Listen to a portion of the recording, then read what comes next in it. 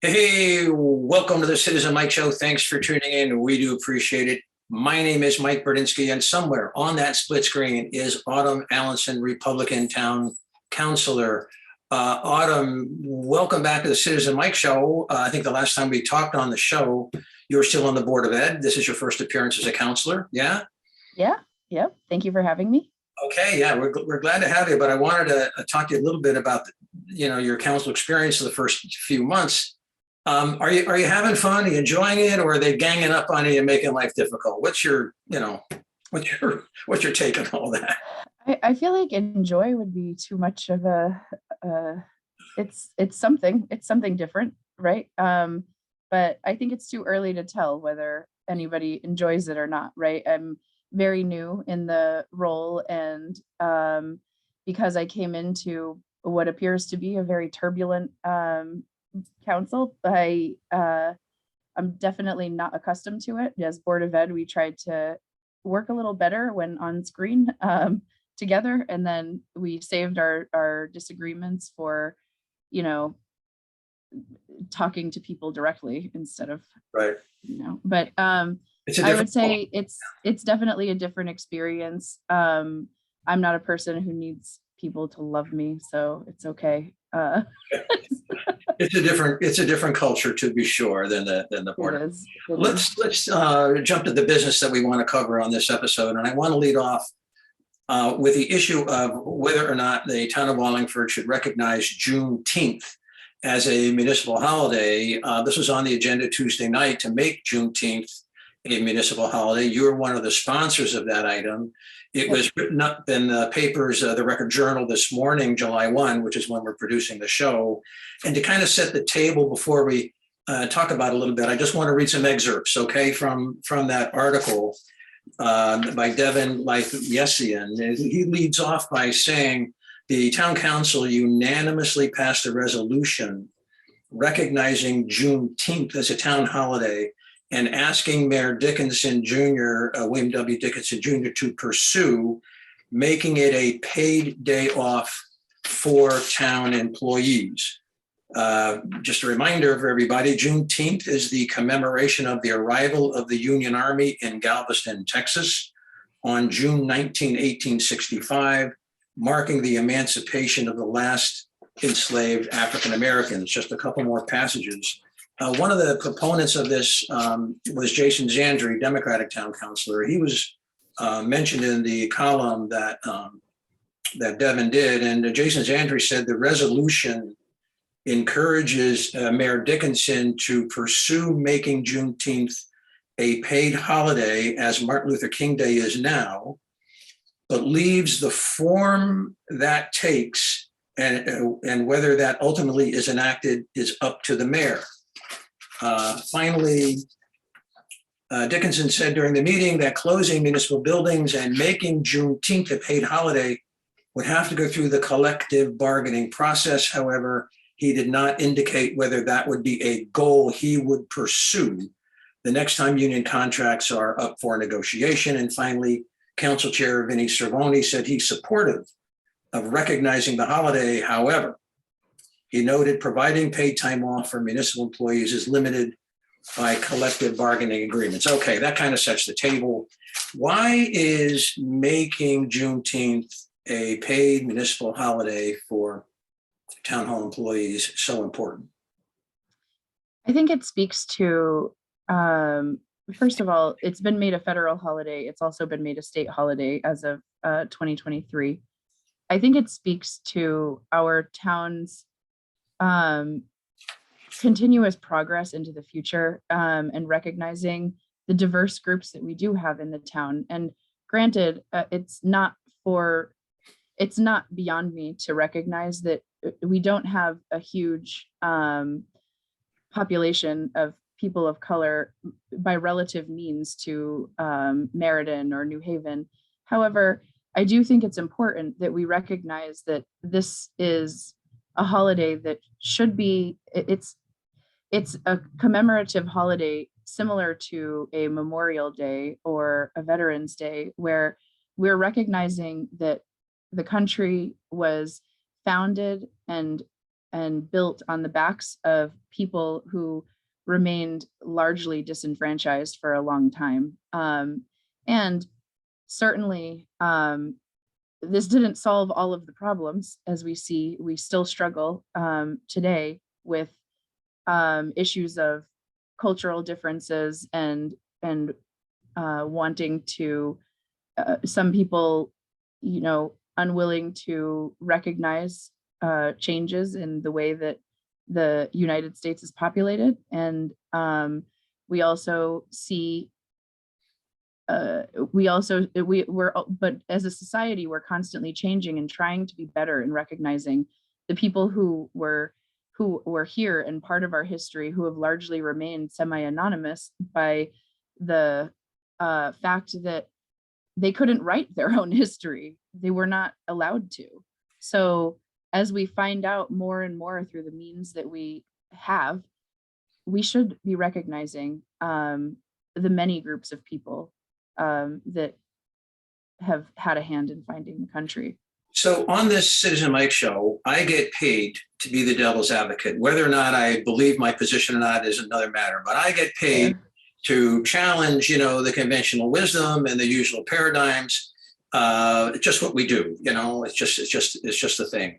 So I get everything you said, and I agree with everything you said, but I'm not sure it reaches the question as, okay, but why close town hall? Why pay town employees for another holiday? We can do all the things that you said because it's a federal holiday, it's a state holiday. But in view of that context, do we really need a municipal holiday? And is that going to draw more attention to Juneteenth? Or people are just going to go about their business in the private sector? They don't have the day off.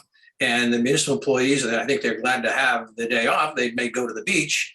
So is this really sort of virtue signaling more than anything else? Is this more of a pandering is a strong term, but I use it often in the show because it's a shortcut way of getting to the core meaning that I'm trying to convey.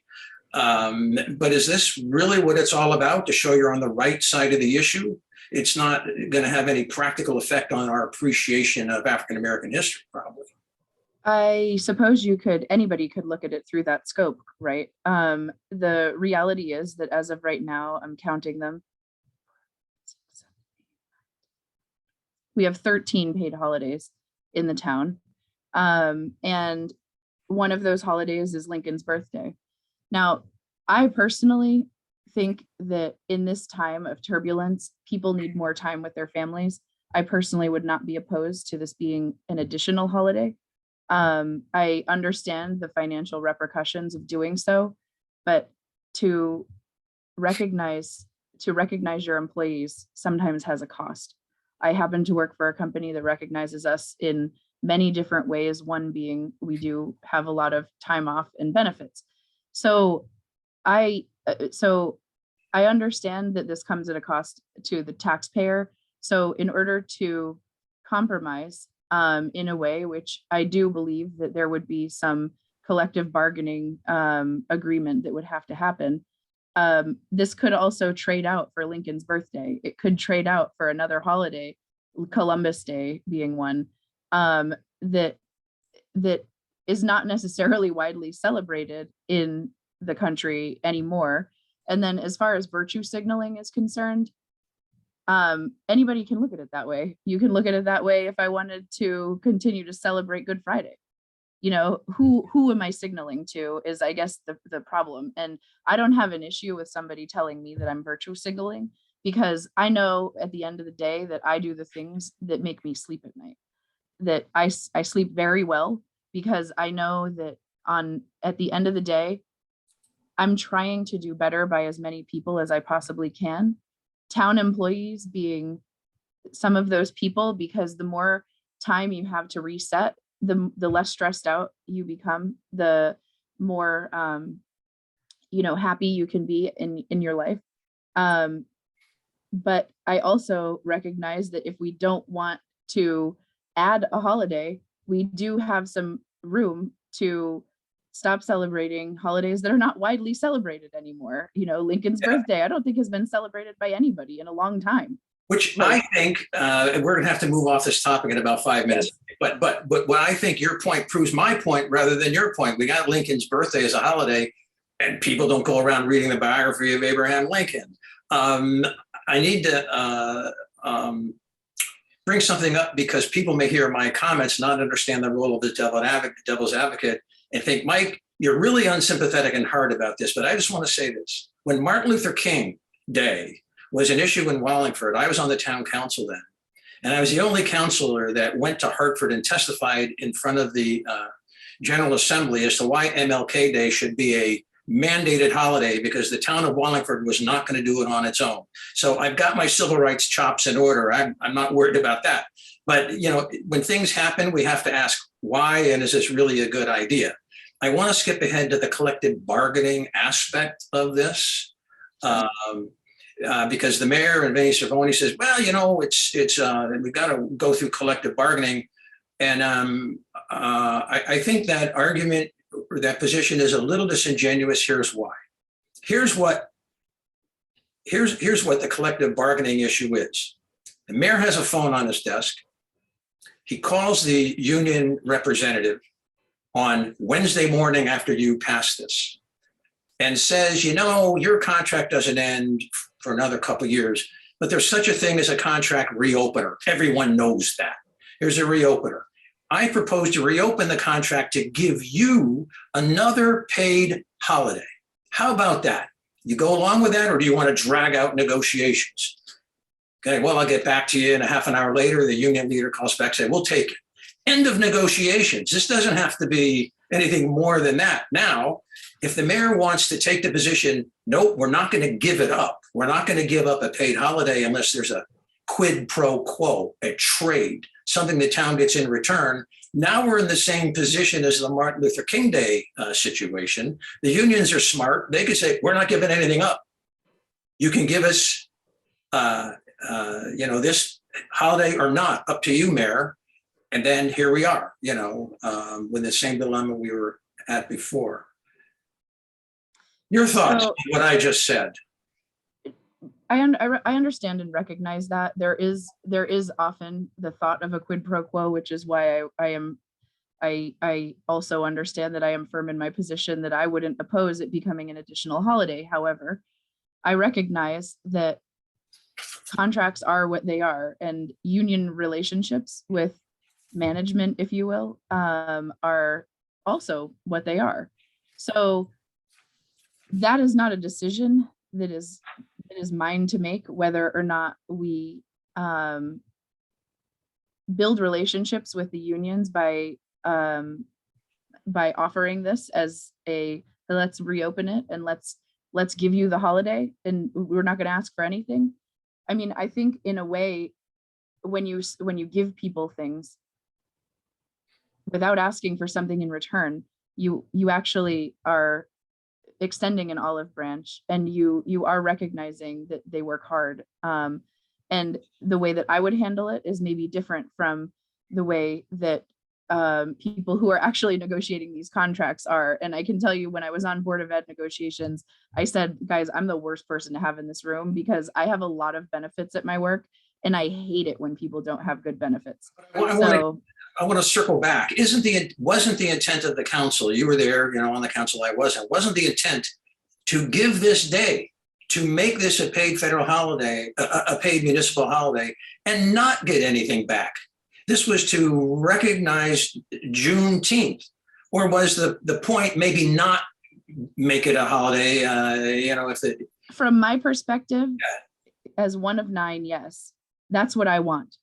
However, as there are 8 other people who also have a lot of experience in these negotiations, and who also have more experience by far in the town and recognize these things. So I think we had to offer it as, we would prefer this, okay? And this is how Jason worded the motion. We would prefer that you make it a paid holiday. But we also, in order to have it as a recognized holiday in general, would be willing to just give you the wiggle room to negotiate it for another holiday or whatever. And so from my perspective, that is directly what I wanted. From Jason's perspective, I believe it was the same, that he wanted it to be a paid holiday.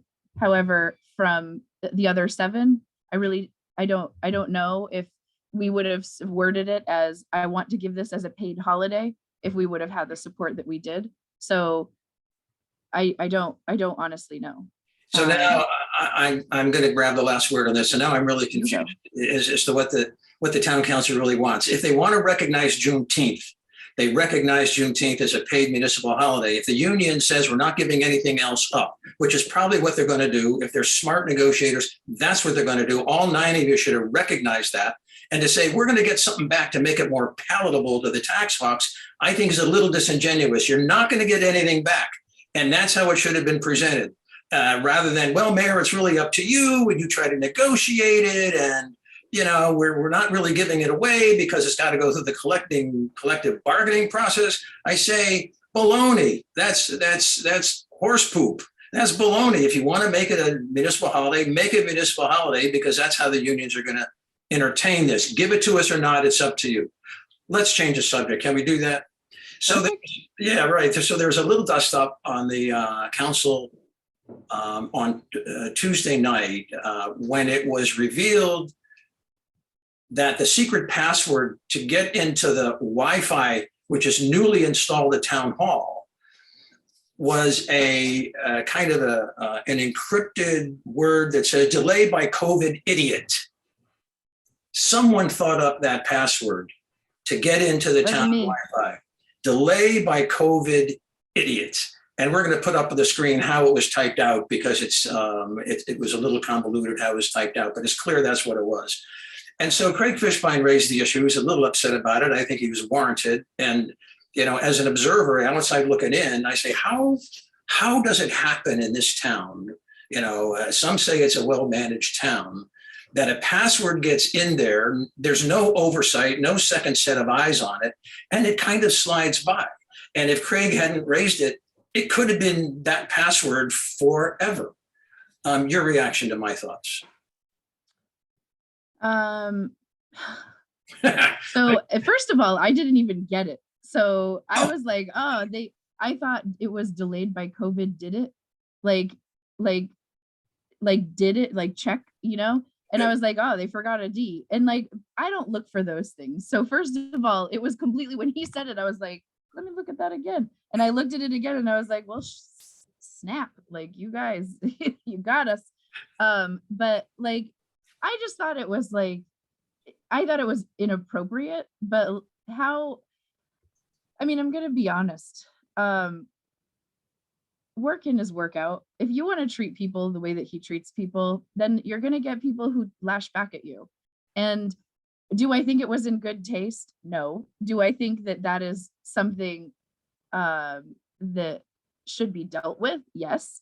However, do I think that it needed to be announced, first of all, for all of the people watching, all maybe 12, to what the password was, to prove exactly everybody's point that we can't keep secrets, so we can't have a password on the council's, like the very first action of the council was to reveal the password to the public.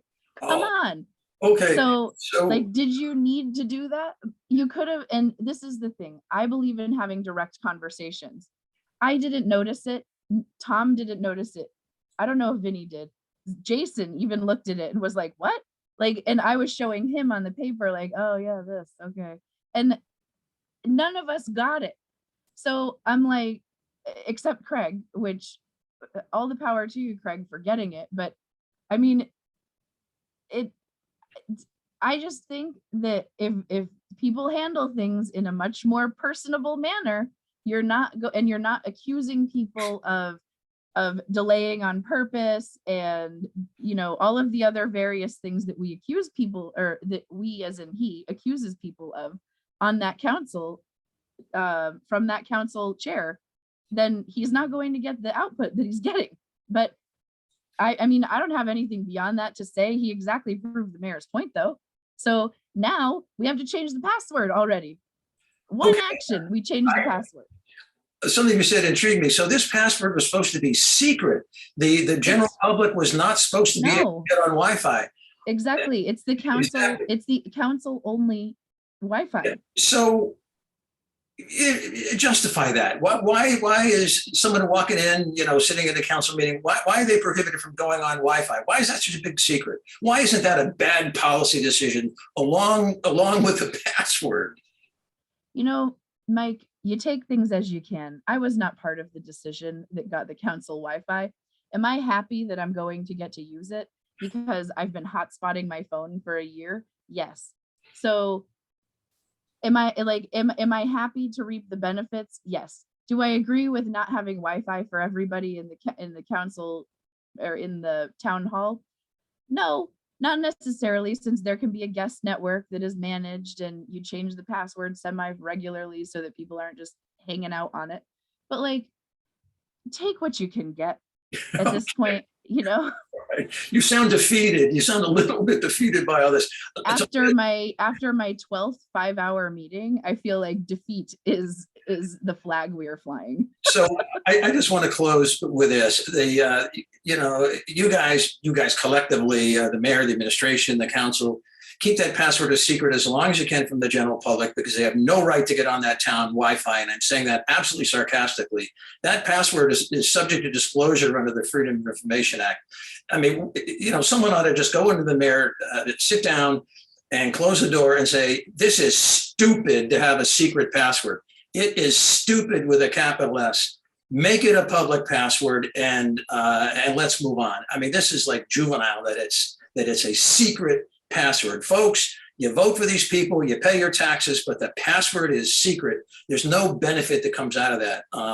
Respond if you want, or we can move on. Want to take a get out of jail free card? I didn't make the decision here. I'm good. Yeah, I'm gonna, let's talk about ARPA. It's the gift that keeps on giving on the Citizen Mike Show. Well, it's the gift that really doesn't give anything, honestly. So, at this point. There was a measure that was proposed to get pay for a second legal independent opinion that would outline the comparative powers of the council and the mayor with respect to appropriating ARPA funds, meaning more specifically, there's 2 sections of the charter, and one view could give emphasis to one section of the charter and another could give more emphasis to another. But in one section adopted or stressed by the administration, by the law department, it says that the council, in the case of ARPA, cannot appropriate money from the ARPA grant unless the mayor recommends it. That's one interpretation of one section of the charter. There's another section of the charter that deals with gifts that says, well, that's under the council's jurisdiction, suggesting that the council unilaterally could appropriate money without the mayor's recommendation. And so you have these 2 legal views. So you guys, I gather, decided to get an independent legal opinion. Am I correct so far in that reporting, or did I get something wrong? No, you're right. They guys did, because I voted against it because I think it's ridiculous. But I understand that people can throw a tack at me for saying, oh, well, it's supposed to be, independent.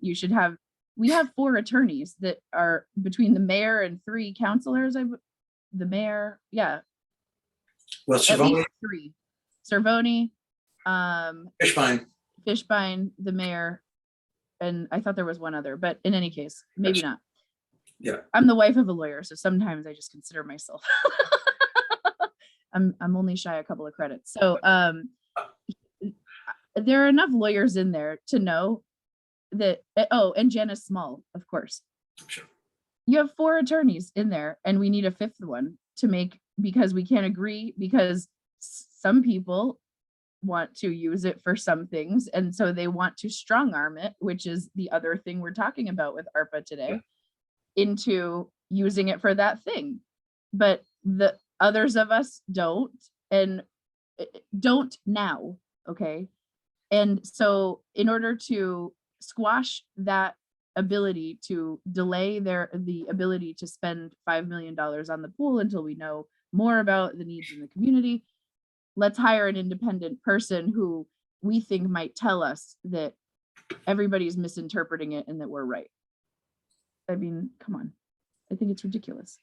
But it passed, right? What was the vote? 6-3? Oh, it passed. It probably, I think I was the only only person who said no. I think, but why am I spending taxpayer money to interpret the charter just because we can't agree on something? Yeah, I tend to agree with you. I didn't like this idea. I don't think it's going to go anywhere. I don't think it's going to accomplish anything except for this. The lawyer comes back, the independent lawyer comes back and says, the law department is right, Mayor Dickinson is right, the administration is right. At least it shuts the council up. It may cost you $15,000 to do it, but at least it shuts the council up. If the opinion comes back as sort of, well, you know, there are two sides to this, and I don't know how a judge is going to rule, then it's sort of equivocal, because that could happen too. You may not be being clear. And then we're spending more money. It doesn't get you farther ahead. And if the opinion comes back and says, well, Craig Fishbein's interpretation is right, it's up to the council to unilaterally, you know, appropriate money, the mayor's not going to agree with that. And so you're still in the same spot. So this isn't going anywhere. I agree with you on that. Yeah. Let's move on. Sure. But I think the sentiment that made this idea of a second legal opinion so popular on the council was the fact that the councilors have no leverage to exact a compromise from Mayor Dickinson, and they're struggling for that leverage. And Mayor Dickinson is not helping them out at all. He is not bending, not meeting them halfway. You know, there's high-sounding language that, well, we might consider things after the business applications go out, but everyone sees through that, and it's not going to work. So the sentiment is, how do we get the mayor to compromise and to recommend, because that recommendation is required, how do we get the mayor to recommend some community-wide projects as part of the three-tiered approach that the consultant recommended? Go for nonprofits, go for community-wide projects, and go for businesses, give some money to each. And the council says, well, we can't even get to community-wide projects because the mayor has refused to entertain them until the business needs are satisfied, and they will never be satisfied. So how does the council get the mayor to compromise and meet them, if not halfway, a quarter of the way, and recommend some community-wide projects? I mean, they haven't been we haven't been successful so far. But also, did we have to choose the largest project? You know? Can I interrupt? So this is. Can I interrupt you on that? You're talking about community pool. Yeah. Community pool is dead. Everyone knows it, and I don't want to waste time with it. It's not a waste, but I don't want to, on the Citizen Mike show, spend another half an hour. Community pool isn't going anywhere. Right, but my point is not to talk about community pool per se. Yeah. Did we have to take the largest costing project that we know of, right? Because we know relatively what the cost was 2 years ago. Did we have to take that and make it the project that we would recommend? We couldn't start smaller and say, hey, you know, we have some ideas for, say it's the skate park, right? Say it's any smaller piece of that puzzle. Why couldn't we bring forth those ideas? Why? And we talked about them briefly in a budget meeting, unbeknownst to Craig Fishbein, apparently, where Christina listed several projects. I want to say there were like 18 of them that she listed out, maybe in the 20s even, of things that we could be doing with the ARPA spending or the ARPA funds that wouldn't necessarily equal out to 5 million of that. How we get the mayor to move on things is to take smaller pieces of community projects and say, get the applications out there. So while the applications are out there and they're coming back and whatever, we still don't have a view to them. start talking about what is the strategic plan, because the thing that I missed from Board of Ed, where, I mean, granted, it's a department within the town, so we don't get it as far into the strategic plan for each department. But why don't we have a visible strategic plan as part of the budgeting process, where we have the list of projects that we foresee having to do over the next 5 years, so that we can actually say this, like, this is, and I'm sure it's part of each department's each department's detail level. It's just not part of what they give to us. Let me approach this from a different, from a slightly different angle, but Sure. it's the same main point. There's a perception in the public, I share it, and many councilors do too. The mayor from the beginning has been quite firm and quite clear. The money's going to businesses, and then he tossed in nonprofits sort of, halfway through. He has been very clear.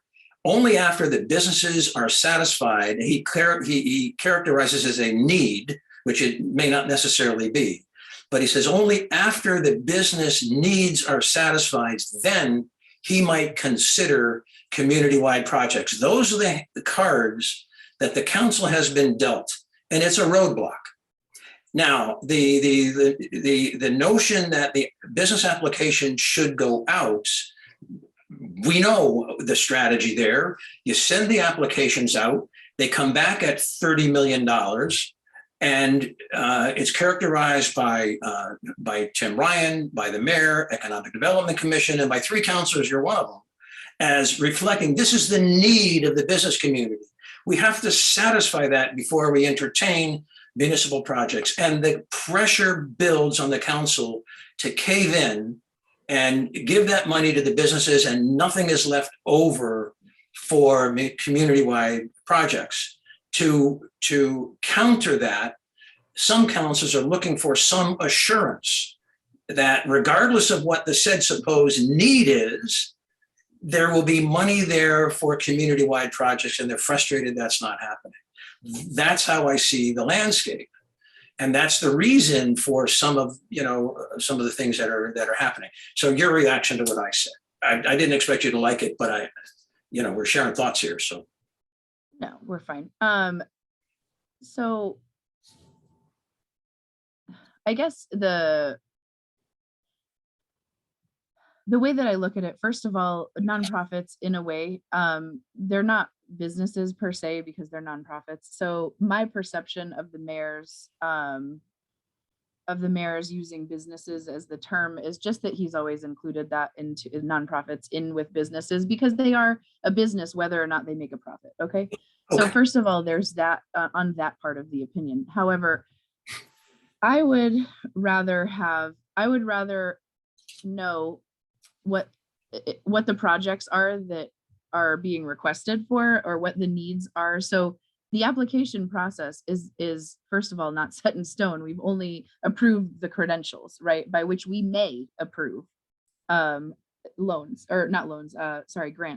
However, that doesn't mean that we are going to approve them. If we find that businesses by and large are behind on their rent, their utilities, things like that in part of these projects, and by we, I mean the 10 now designees that will actually review all of these grant applications once they're in, they can prioritize which ones they want to send to green, which ones they want to send to yellow, get more information, which ones they're like, you know what, with all of these other needs, we have to prioritize those needs above these needs.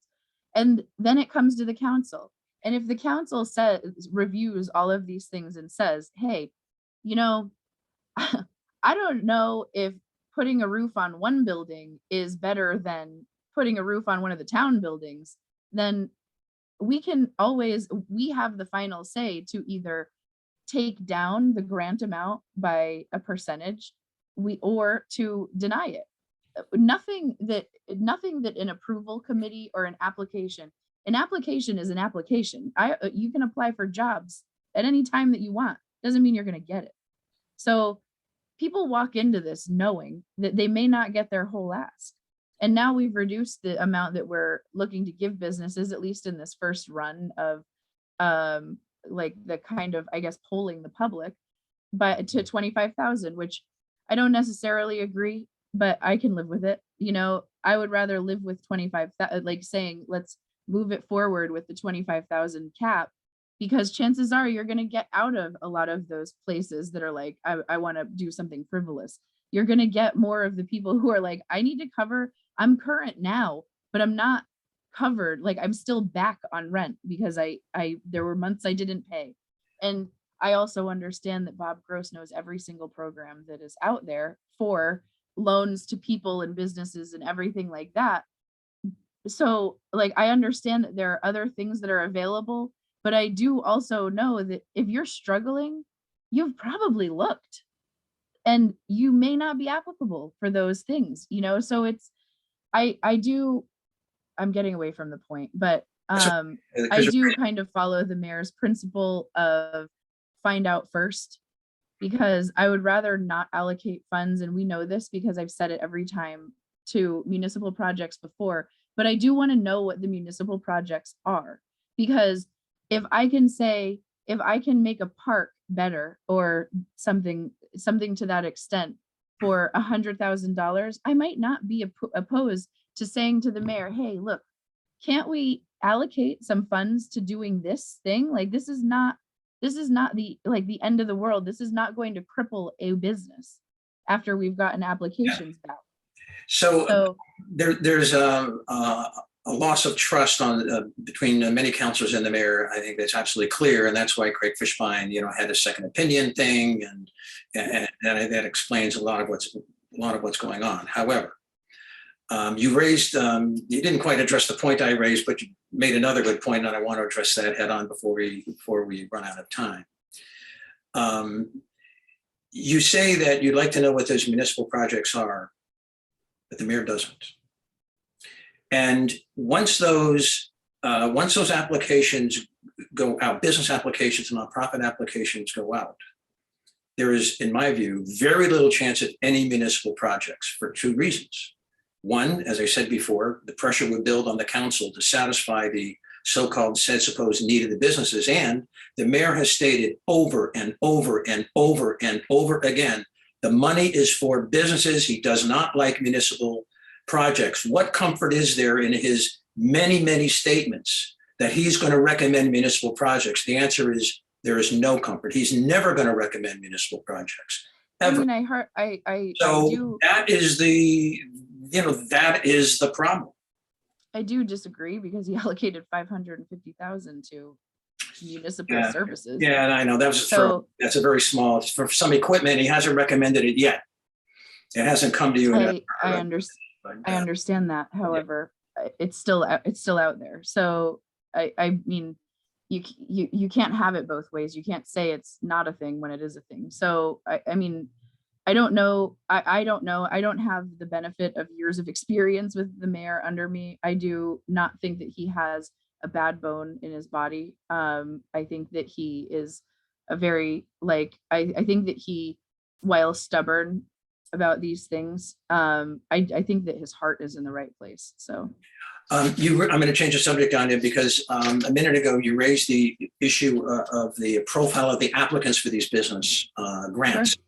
And you may recall being at a subcommittee meeting, the ARPA subcommittee meeting, when I spoke at length towards the end of the meeting. And I challenged you guys by saying, you trot in front of the microphone those businesses that have a hardship, that have a real need, but the paperwork, the application, the criteria, the conditions don't match the rhetoric. A well-heeled, well-capitalized, successful business is just as eligible for the money as a business experiencing hardship. And I said to Tom Laffin, I think you were there and Benny Testa was there, why not add a condition and a question that ferrets out those businesses that are experiencing a hardship and favor them? And Tom's answer was, we don't have time. The process is too far along. Meanwhile, as Colbert would say, at the beginning of May, the town struck out of its draft application for business grants the requirement of hardship. redlined through it. It was in the backup. I have it. You have it. It's a matter of history. Hardship was stricken out. That is no longer a credential. And I read the newest draft. Hardship is still not a credential. So well-capitalized businesses can get a grant and spend it on anything. And that question was asked of the consultant about, well, what happens if someone incurred debt, and it hasn't been paid off yet? And the consultant said, well, that could be the other expenses that are listed in the criteria, which goes to show a well-capitalized business can spend ARPA grants on anything. I consider that unfair, and I consider it unwise, and I consider that reckless. But the administration and the mayor and many of you on the council think that's fine. Businesses that do not experience a hardship should get the money along with those that do. Your thoughts on my thoughts? I mean, I don't agree that I think that businesses that haven't experienced a hardship should get funds. I think that the application process, building the application process, we're asking all of the questions. Did you get PPP? Show, what, explain to us why, what the project is, or why you need this money. We're asking questions. We're not just saying, hey, everybody come apply, because there are a lot of businesses in town that don't need these funds necessarily. I mean, they're just,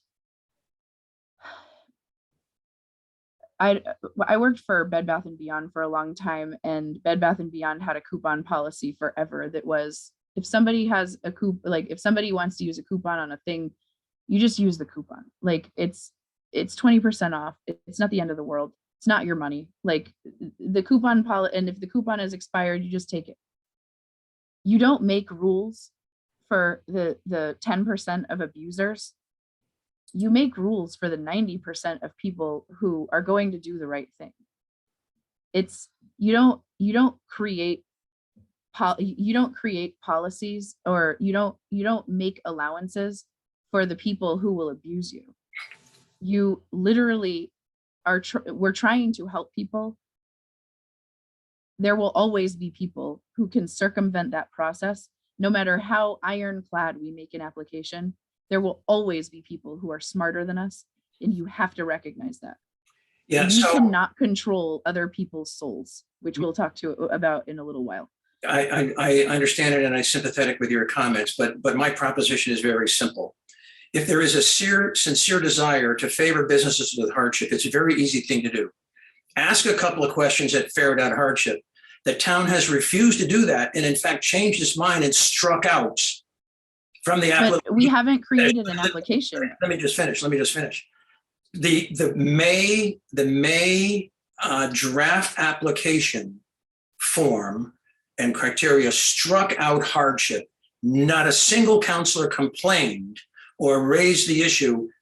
Are we favoring businesses with hardship or not? The answer is loud and clear. No, we're not.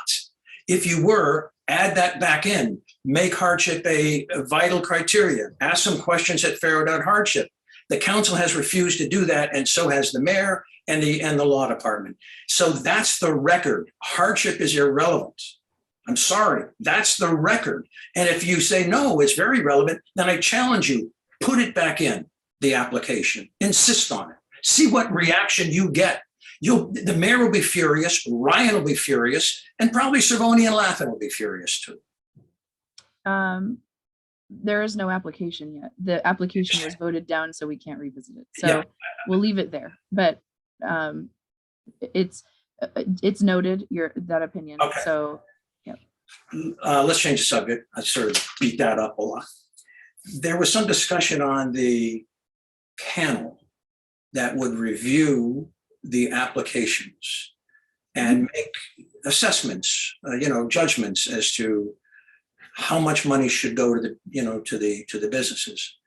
Would you bring us up to date as to what the initial proposal was on that panel and what the final decision was and why the change? And then no doubt I'll have an editorial comment after you're done. So, sure. Yeah. So I didn't create the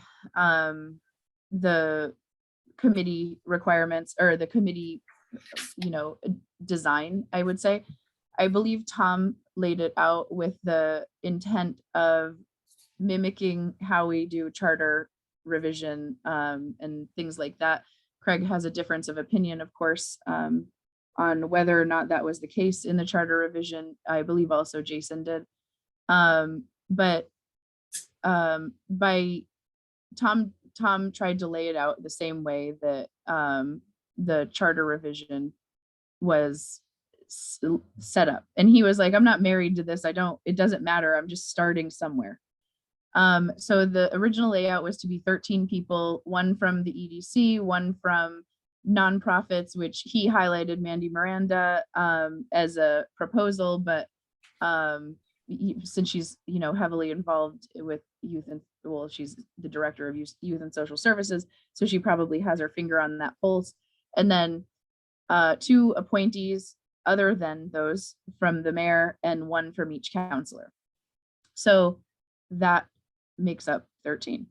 And it was resolved that we would have 10, which is just 1 from basically the mayor and the 9 of us. I have a theory as to why it went from 13 to 10 and why the makeup, changed a little bit. So I'm asking you as to the why that change was made, but be warned, I have my theory too. So, or do you want me to go first? I'll go first.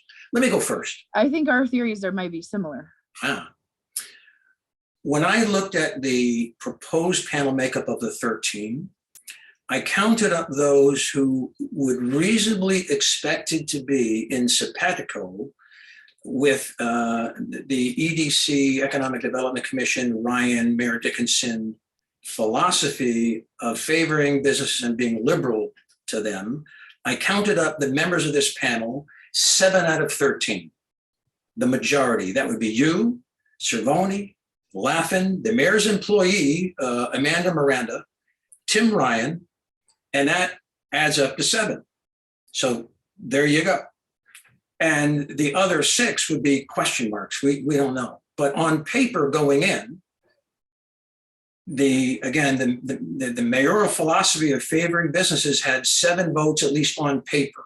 Without, I'm just trying to be realistic and not naive. Of course, everyone is an independent thinker. You can't, tell me what I'm going to do before I even present it with the application, all that. But we all know that we don't want a Yankee fan to be an umpire behind home plate on a Yankee game.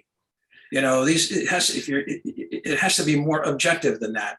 And then when we see the list that was sent out, 7 of the 13 favoring the Economic Development Commission's philosophy on business grants and only 6 not adopting that, you can see how the deck maybe was stacked. And I mentioned earlier, maybe 15, 20 minutes ago, there's distrust all around, and this is what feeds it. So the change was to correct that, and the mayor now only has 1 appointment, rather than more, and the council each gets to pick 1 in order to unstack the deck. Your thoughts on what I just said?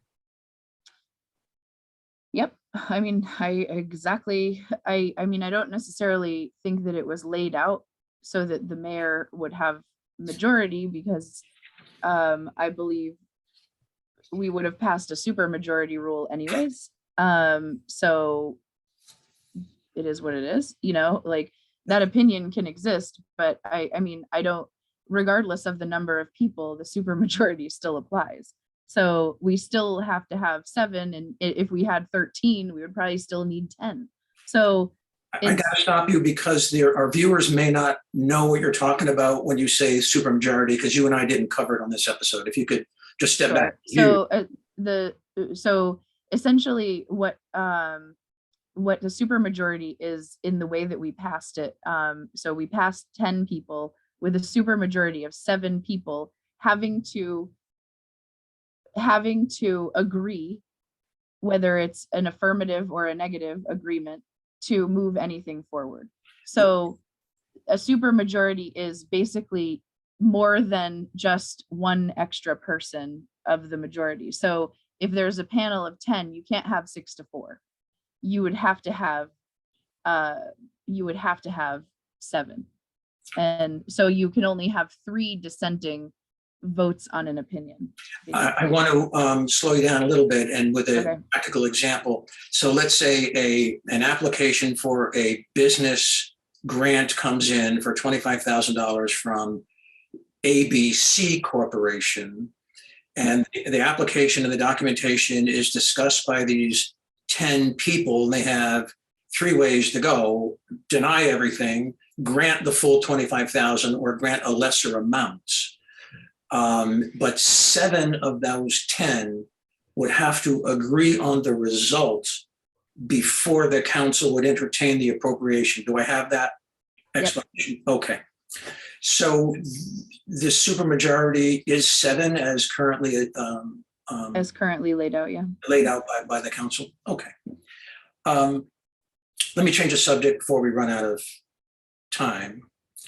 There's the issue of documentation to back up claims and assertions by a business applicant. And I'm sort of, most of us have been around the block a few times, understand that out in the big bad world, there's an element of greed. There's an element of fraud. There's an element of waste. There's an element of exaggeration when it comes to getting money.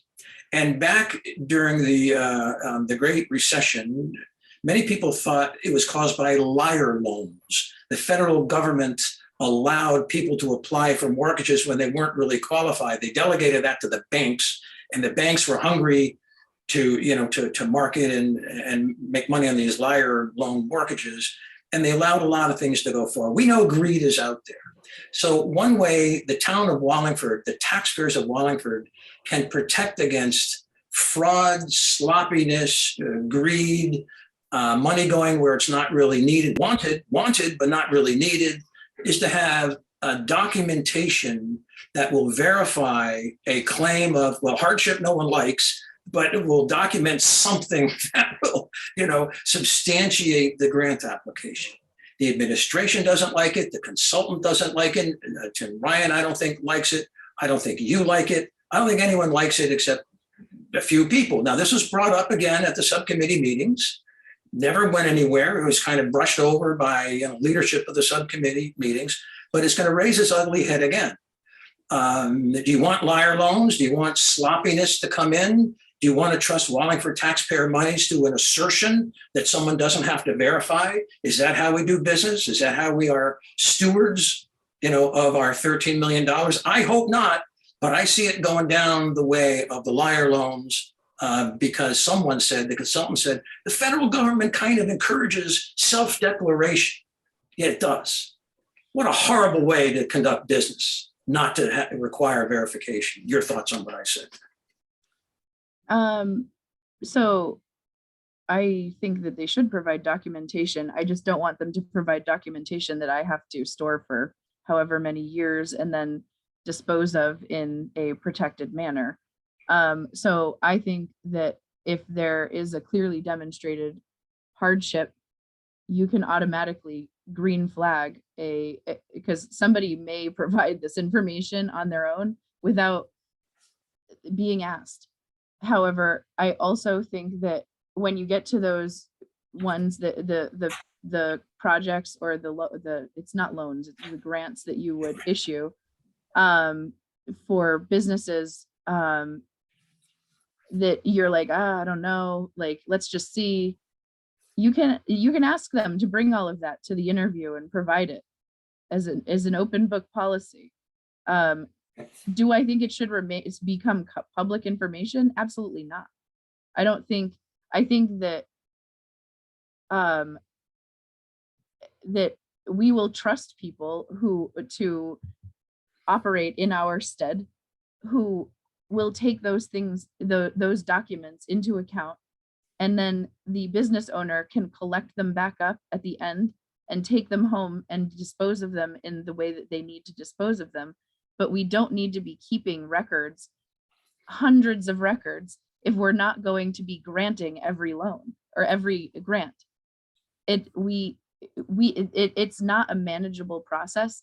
And the cloud, we have issues with giving internet in the town hall. We don't want to be storing people's information in the cloud and become responsible for it. I need to interrupt you because we're going to run short of time, and I want to ask you the bombshell question at the very end of the show. If the issue is storage, I would say that's the thinnest and weakest of arguments. Ask the town clerk to give you a tour of the town vault down in the basement. It's very interesting.